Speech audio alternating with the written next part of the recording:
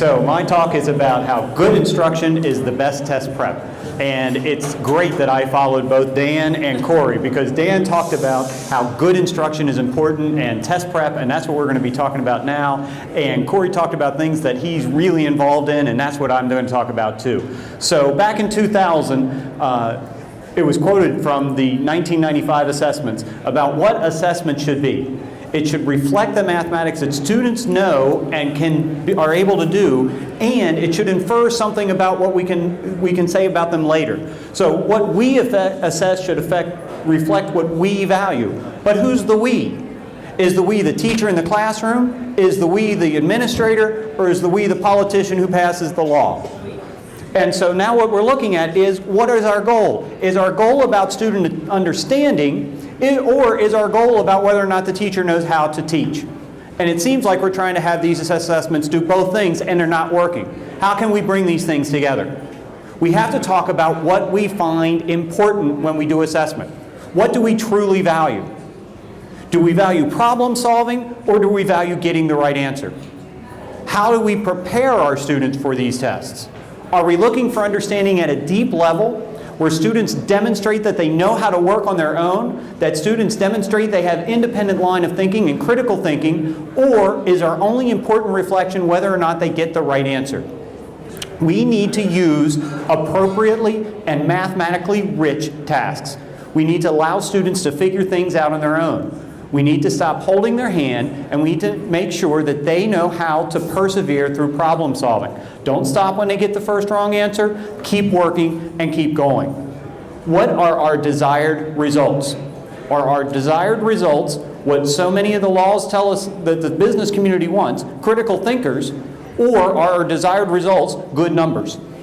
And so this is from the March Mathematics Teaching in the Middle School. It was from the Taiwan Grade 9 test. And just look at how much understanding is in this assessment. It's amazing. I started, because of my training, I started by trying to FOIL. What a terrible idea. First off, never call it FOIL, right? But what a terrible idea. It's a completely wrong way to go.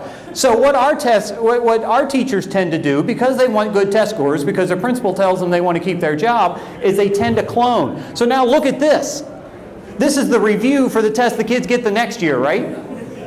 Now, if a kid gets this question in their review, and then the next time they work the test, and that same problem shows up, what do you know about the student?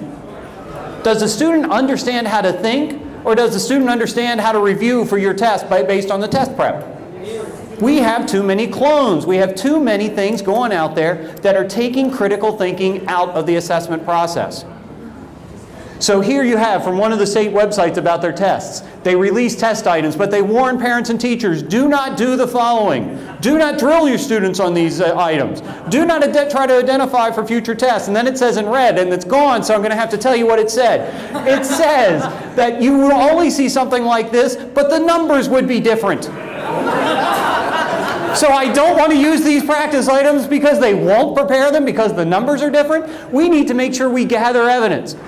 We have to talk about what is important to do mathematically, not what is important to do so that our numbers look good in the paper. And it's a struggle, but if we really want students who know mathematics, we need to focus on the thinking. We need to talk about what understanding represents, being able to apply a skill and knowledge effectively, being able to transfer to new environments and new situations, to be able to do that fluently and fluidly. To know mathematics means doing mathematics. It means having good, rich mathematical activities. It means the kind of things that you see in discovering mathematics. It means new problems that they haven't seen before. That's what assessment should be, is can you take what you've learned and apply it in a new situation? How do students work with unfamiliar problems?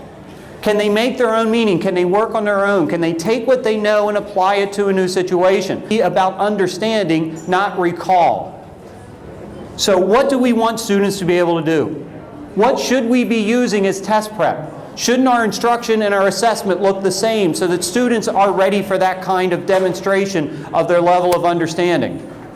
So now my question to you is, so what are you going to go out and do about it? Are you going to sit here and go, yeah, he's right or he's wrong?